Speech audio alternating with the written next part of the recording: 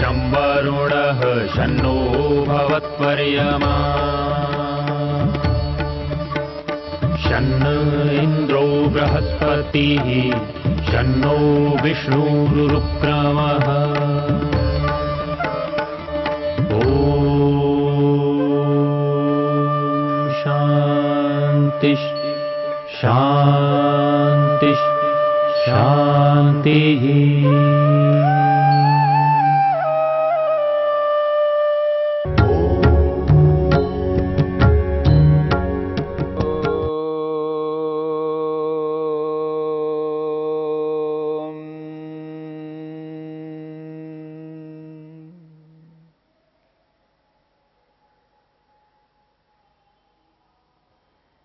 साधन पाद के चौथे सूत्र को लेकर के विचार चल रहा है। अविद्या क्षेत्रम उत्तरेषाम प्रसुप्त तनो विच्छिन्नोदाराणाम। अविद्या क्षेत्र है, प्रसव भूमि है बाकी चारों क्लेशों के। उत्पत्ति स्थान है, आधार है, कारण है, बीज है। अविद्या रूपी बीज के कारण से अस्मिता, राग, द्वेष और अभिनिवेश उत्पन्न होते हैं। और इन पांचों क्लेशों की चार अवस्थाएं कही गई है, प्रसुप्त, तनु, विच्छिन्न और उदार। पांचों क्लेश जब सोए रहते हैं, जागरित नहीं होते हैं, कार्यरत नहीं होते हैं, उनको प्रसुप्त की स्थिति में बताया है, यानी प्रसुप्त अवस्था में वो क्लेश हैं। तनु का अर्थ है जो कमजोर हुए हुए हैं, बलवान नहीं है, कमजोर हैं। एक क्लेश जब तीव्रता से, उग्रता से अपने पूरे स्वभाव को लिए हुए जागरित होता है, एक वो स्थिति है। और एक स्थिति वो है जागरित तो क्लेश हो रहा है, कार्यरत तो हो रहा है, लेकिन कमजोर होकर के हो रहा है। जब क्लेश कमजोर होकर के जब प्रवृत्त होता है तो उसकी जो चेष्टा है वो भी बहुत निम्न स्तर की होती है। जैसे कोई व्यक्ति किसी को खा रहा है तो एक उग्रता से लेकर के बड़े चाव से, बड़े राग से युक्त होकर के उसको खा रहा है। एक व्यक्ति खा तो रहा है पर वो चाव नहीं है, वो उग्रता नहीं है, उस प्रकार की वो आसक्ति नहीं है, वो झपटने की स्थिति नहीं है, बस है तो राग। तो वो कमजोर होकर के जब वो क्लेश प्रवृत्त होता है तो उसको तनु कहा है। और तीसरी अवस्था को कहा है विच्छिन्न। विच्छिन्न अवस्था उसको कहते हैं जो कुछ समय के लिए रुका हुआ है, क्लेश दबा हुआ है, अपने निज स्वरूप में, अपनी उग्रता के साथ में विद्यमान है, पर रुका हुआ है, दबा हुआ है किसी न किसी कारण से। जैसे उदाहरण के लिए एक व्यक्ति किसी ओर देख रहा है जिस ओर नहीं देखना है, और वो देख रहा था तो उसको रोकने वाले जो होते हैं, चाहे वो माता हो, पिता हो, गुरु हो, आचार्य हो, समाज हो, देश हो, जब ये रोकने वाले जब सामने आ जाते हैं तो वो देखना बंद कर देता है। तो ठीक इसी प्रकार से ये जो क्लेश है, जो प्रवृत्त होते हैं तो किसी न किसी कारण से वो रुक जाते हैं। जो रुका हुआ क्लेश है, किसी कारण से जो दबा हुआ क्लेश है, हटा हुआ क्लेश है, उसी को विच्छिन्न कहते हैं। ये रुक रुक करके व्यवहार में आते हैं, सदा लगातार व्यवहार में नहीं आ सकते, रुक रुक करके आते हैं। कोई ना कोई कारण, कोई ना कोई समस्या, कोई ना कोई बाधा, कोई ना कोई रुकावट सामने जब आ जाती है तब ये रुक जाते हैं, दब जाते हैं। किसी कारण से दब जाते हैं, किसी कारण से रुक जाते हैं, अवसर पाकर के वापस उसी रूप में वर्तमान में आ जाते हैं। ऐसे क्लेशों को विच्छिन्न शब्द से कहा जा रहा है।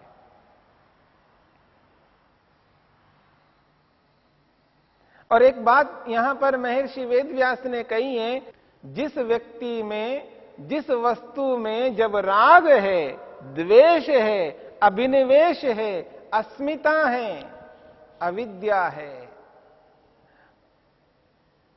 अगर वो किसी कारण से दब गया है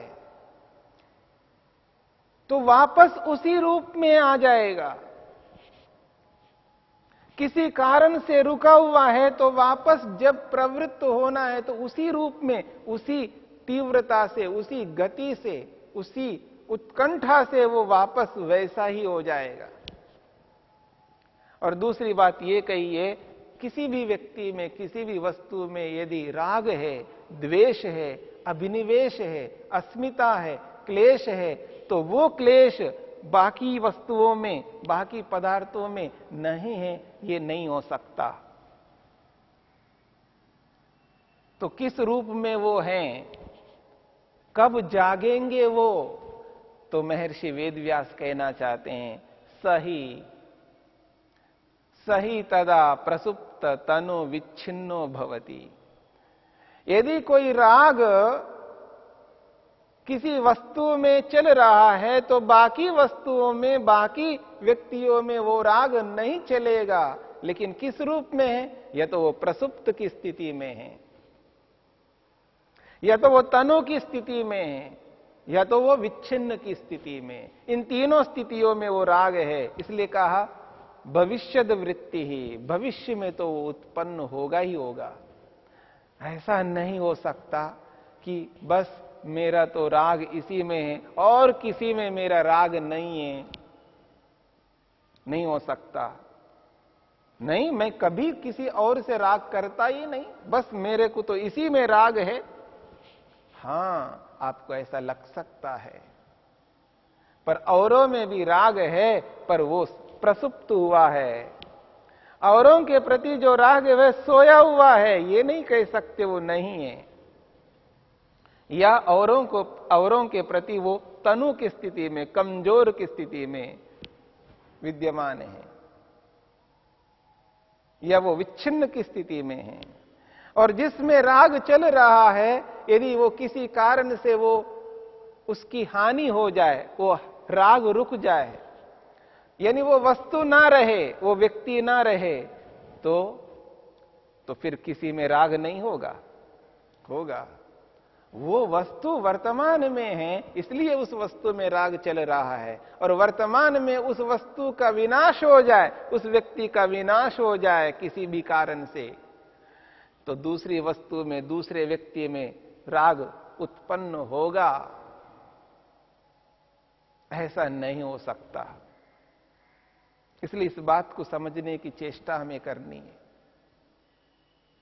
राग की व्यापकता को देखिएगा, द्वेष की व्यापकता को देखिएगा। ये सारे क्लेश व्याप्त होकर के व्यापक रूप में विद्यमान है, और हमारे मन के अंदर ये सारे के सारे क्लेश उसी रूप में विद्यमान है। या तो प्रसुप्त की स्थिति में है, या तनु की स्थिति में है, या विच्छिन्न की स्थिति में है। एक समय एक क्लेश वर्तमान में है तो बाकी क्लेश मन के अंदर विद्यमान हैं। बाकी क्लेश मन में या तो प्रसुप्त की स्थिति में सोए हुए हैं, या तनु की स्थिति में या कमजोर हुए हैं, या विच्छिन्न की स्थिति में रुके हुए हैं, दबे हुए हैं, पर क्लेश तो है।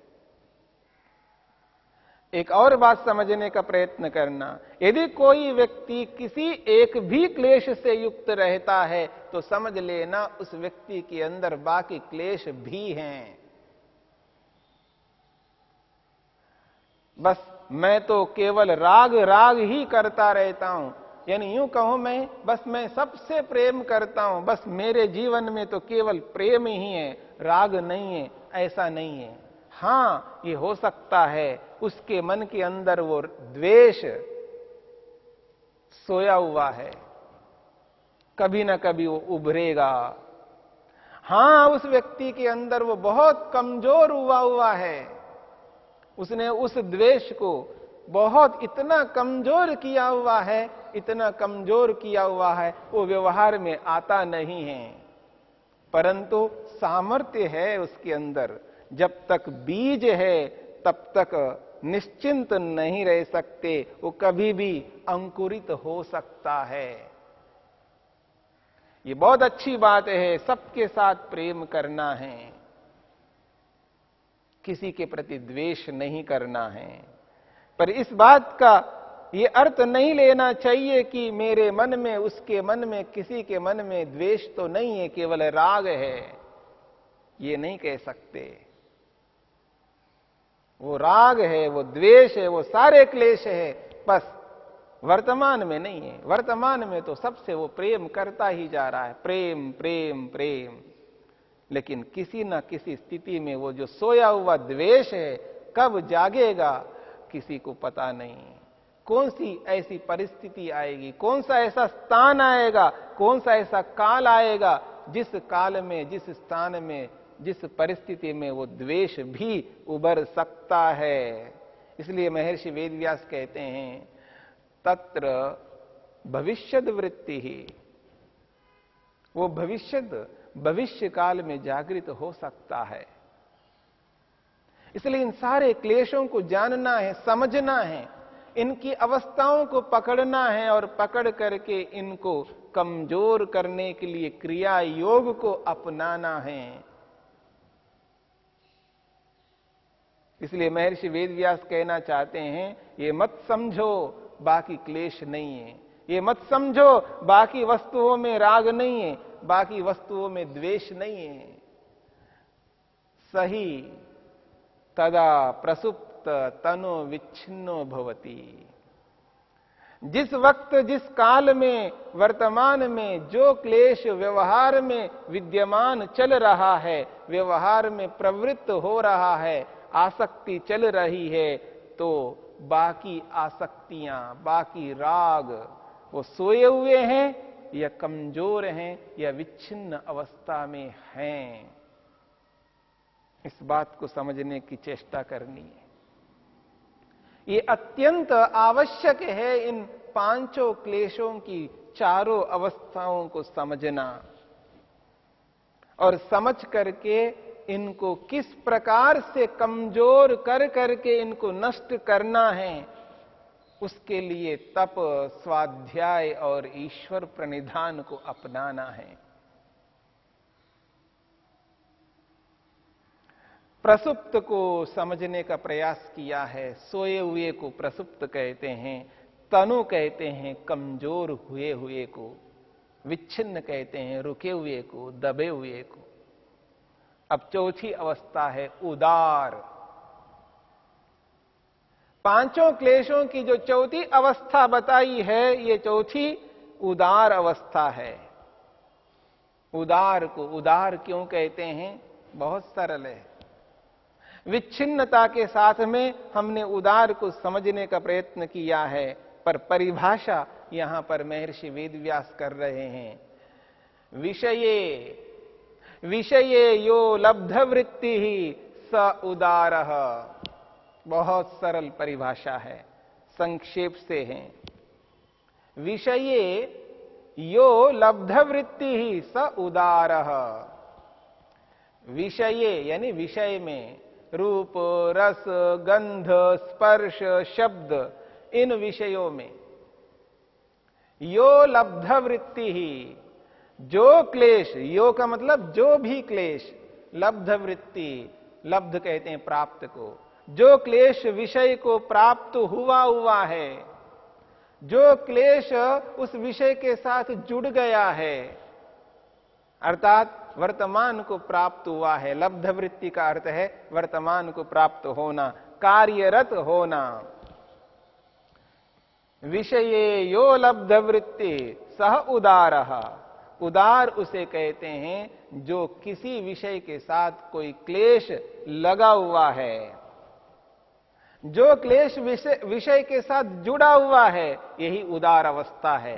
यानी राग का चलना, राग प्रवृत्त हो रहा है, अमुक वस्तु में राग इसका चल रहा है, अमुक वस्तु में इसका द्वेष चल रहा है, अमुक वस्तु में इसका राग चल रहा है, अमुक वस्तु में इसकी अस्मिता चल रही है, अमुक वस्तु में इसकी अविद्या चल रही है, अमुक वस्तु में इसका अभिनिवेश चल रहा है।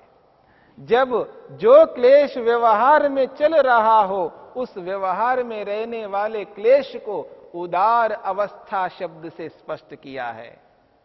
इसलिए कहा विषये यो लब्ध वृत्ति ही, विषय में जो क्लेश विषय के साथ प्राप्त हो चुका है, वर्तमान हो चुका है, उसी का नाम उदार है। पांचों क्लेश उदार की स्थिति में तो नहीं रह सकते। एक समय एक क्लेश उदार की स्थिति में रहता है। जो क्लेश उदार अवस्था में है, यानी वर्तमान अवस्था में है, तो बाकी क्लेश या तो विच्छिन्न अवस्था में है, यानी रुके हुए हैं। राग हट जाए तो हम व्यवहार में आ जाएं, इस प्रतीक्षा में हैं, या राग व्यवहार में है तो बाकी क्लेश कमजोर हैं, कमजोर है, हीन वीर्य हैं, पर सामर्थ्य सर्वथा नष्ट नहीं हुआ है, तो कमजोर की स्थिति में हैं या सोए हुए पड़े हैं। जैसे छोटा सा बच्चा है, दूध पीने वाला बच्चा है, 1 महीने 2 महीने 3 4 5 6 महीने का बच्चा है, उसके अंदर क्लेश विद्यमान है। जो स्तनपान करने का राग उसका चल रहा है, उस स्थिति में बाकी क्लेश जो है, जो द्वेष है, जो गुस्सा है, वो उस स्तनपान करने वाले बच्चे में नहीं है, अर्थात वो जागृत नहीं है, वो जागृत नहीं हो सकता। इसका अर्थ ये नहीं है कि उसके अंदर वो नहीं है, पर कैसा है तो सोया हुआ है। जैसे द्वेष सोया हुआ है तो अभिनिवेश भी सोया हुआ है, अस्मिता भी सोई हुई है, या अविद्या भी सोई हुई है। बस उस स्तनपान करने वाले बच्चे में केवल स्तनपान करने का राग है, बाकी राग नहीं है। राग एक प्रकार का नहीं होता है, राग अलग अलग प्रकार का होता है। अलग अलग विषय से संबंधित अलग अलग राग है, अलग अलग विषय से संबंधित अलग अलग द्वेष है, अलग अलग अभिनिवेश है, अलग अलग अस्मिता है, अलग अलग अविद्या है। इन क्लेशों की व्यापकता को देखने से ऐसा लगता है सारा का सारा जीवन ही क्लेशों से भरा हुआ है। रग रग में क्लेश व्याप्त है। ऐसे इन क्लेशों को जानकर समझकर, इनको कमजोर करके, इनको नष्ट करने पर ही हम अपने लक्ष्य को पूरा कर सकते हैं।